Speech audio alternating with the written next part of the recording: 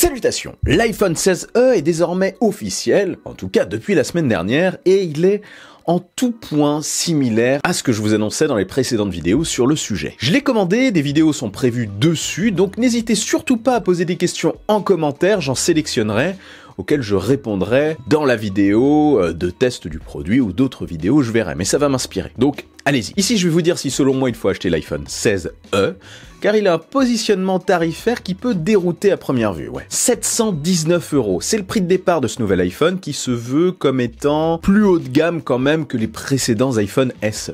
Ce n'est d'ailleurs plus un iPhone SE puisqu'il a changé de nom. Il fait désormais partie de la gamme principale. C'est clair, net et précis. Une gamme qui l'ouvre, en quelque sorte. Donc oui, ça pique. Ce tarif, c'est pour 128 Go de stockage. Si ça ne vous suffit pas et que vous voulez 256 Go de stockage minimum, il vous faudra quand même débourser 849 € et 1099 € quand même si vous voulez monter jusqu'à 512 Go.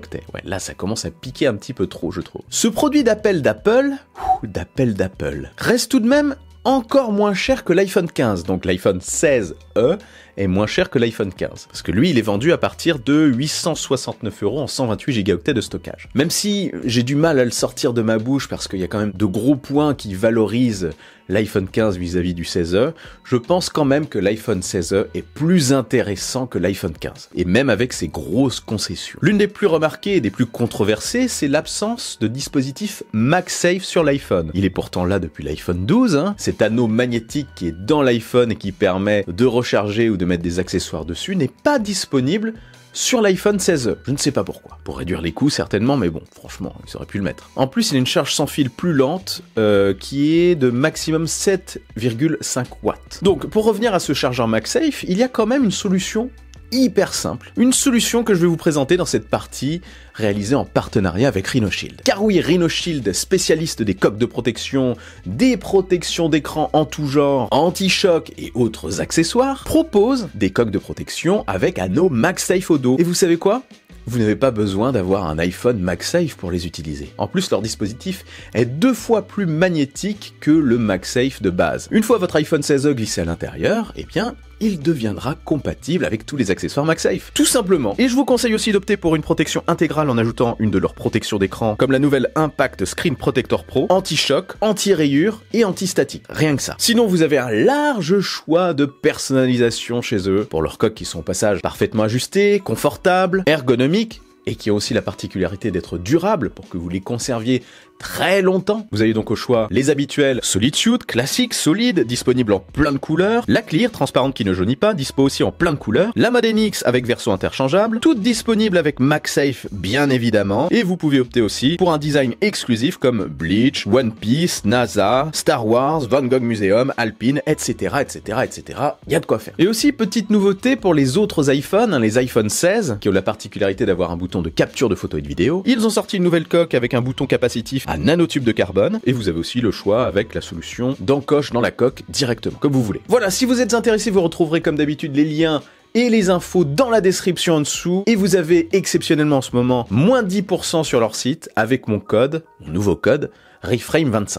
Donc allez-y, faites-vous plaisir. Reprenons, en plus du MagSafe, il y a d'autres concessions bien marquantes. Cet iPhone n'a pas Dynamic Island, le poinçon pilule évolutif dispose sur tous les autres modèles en vente. Non, ici, c'est une encoche. À l'ancienne. Pas de bouton de capture de photos et de vidéos, comme sur les iPhone 16, pas d'ultra grand angle, ici il vous faudra vous contenter d'un seul objectif dorsal de 48 mégapixels quand même, lui permettant un zoom dans l'image sans trop de pertes, x2 12 mégapixels. Il y a aussi d'autres petits détails comme son mode portrait qui est moins avancé que celui des iPhone 15, mais quand même bon. Pas de capture de photos et de vidéos spatiales qui nécessite la présence d'un ultra grand angle, qui n'est pas disponible ici sur cet iPhone 16e. Ouais, c'est le combo du classique et de l'ultra grand angle pour capturer de la vidéo spatiale. Donc pas de photos et pas de vidéo spatiale. C'est quelque chose qui peut pas du tout vous intéresser aussi, si vous n'avez pas de casque de réalité mixte, un Apple Vision Pro ou un MetaQuest par exemple. Son écran est aussi un petit peu moins lumineux, mais il est quand même OLED, ça reste très bon. Alors du coup, il est pas foufou cet iPhone 16e ? Regarde ce que je viens de dire et de son tarif, 719 € je le rappelle, on peut se dire que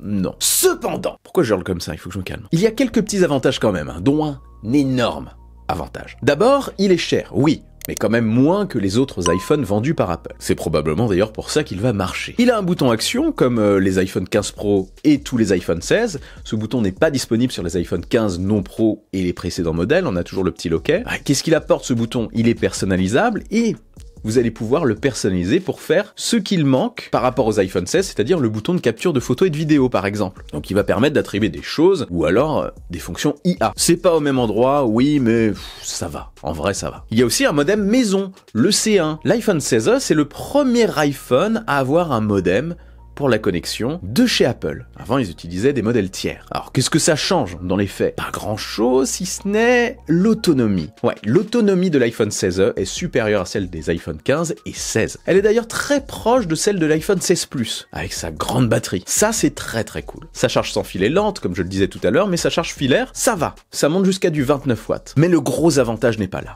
C'est son processeur. L'iPhone 16e possède un processeur A18, processeur qu'on retrouve sur la gamme 16. L'iPhone 16 et l'iPhone 16 Plus ont un A18 et les 16 Pro et 16 Pro Max un A18 Pro. Donc sur le papier, on est sur le même processeur que celui des iPhone 16 qui viennent juste de sortir aussi. Celui de l'iPhone 16e est quand même un petit peu bridé apparemment. Mais ce dernier point ne change rien à cet avantage. L'iPhone 16e est très puissant, il aura le droit à autant de mises à jour que les iPhone 16 qui viennent tout juste de sortir, donc c'est un modèle que vous allez garder très longtemps, au moins 6 ans, au moins. En plus, il est compatible, grâce à cette nouvelle puce, avec Apple Intelligence, qui oui n'est pas disponible aujourd'hui, mais arrive en avril, c'est officiel, la bêta est lancée, j'ai testé, il y a la version bêta programmeur avec Apple Intelligence, donc cet iPhone sera ni plus ni moins que l'iPhone le moins cher compatible avec Apple Intelligence vendu par Apple. L'iPhone 15 n'est pas compatible. Le 15 Pro l'est. Alors oui, cet iPhone 16e est quand même cher. Mais si vous voulez un iPhone qui fait l'essentiel, iPhone 16 essentiel, c'est peut-être son nom. L'essentiel en tout cas de ce que vous attendez d'un iPhone. Vous voulez prendre des photos classiques, des vidéos classiques, mais quand même bonnes, jusqu'à de la 4K quand même. Jouer à des jeux gourmands, grâce à ce processeur puissant. Avoir accès aux prochaines fonctionnalités des OS d'Apple, les prochaines versions, pendant longtemps, et les prochaines évolutions en intelligence artificielle. Si vous voulez avoir aussi un bel écran OLED, et que vous n'avez jamais réellement touché à du 120 Hz, celui-ci est 60 Hz, donc vous ne verrez pas spécialement la différence. En plus avec les animations d'iOS, ça marche très bien. En gros, si vous voulez un iPhone récent, sans prise de tête, cet iPhone 16e est fait pour vous. Je vous conseille quand même, si vous le pouvez, d'être patient, de prendre un petit peu votre mal en patience, et de l'acheter un petit peu plus tard. Parce que vous pouvez être certain que comme les autres modèles, il va bénéficier d'offres progressivement sur différents sites, vous pourrez trouver des promotions, et au cours de l'année, on pourra le voir probablement passer aux alentours des 650 €, et même des grosses offres sur la fin de l'année, le rapprochant des 600 €, c'est totalement probable. Et à ce prix-là, il sera encore plus intéressant, bien évidemment. Je vais mettre quelques liens dans la description, d'ailleurs, si ça vous intéresse, si je trouve. Voilà en tout cas ce que je pense. Il est intéressant, si vous pouvez, attendez un peu. Bref, dites-moi en commentaire si vous avez craqué cette année pour un iPhone 16e. Et si oui, en quelle couleur? Noir ou blanc? N'oubliez pas de lui apporter le MagSafe grâce à une coque de mon partenaire RhinoShield, lien et info disponible dans la description. Et n'oubliez pas non plus le bon pouce en l'air qui claque, l'abonnement de force. Je suis aussi sur les réseaux sociaux. Vive la technologie, vive le futur, et rêvez les amis.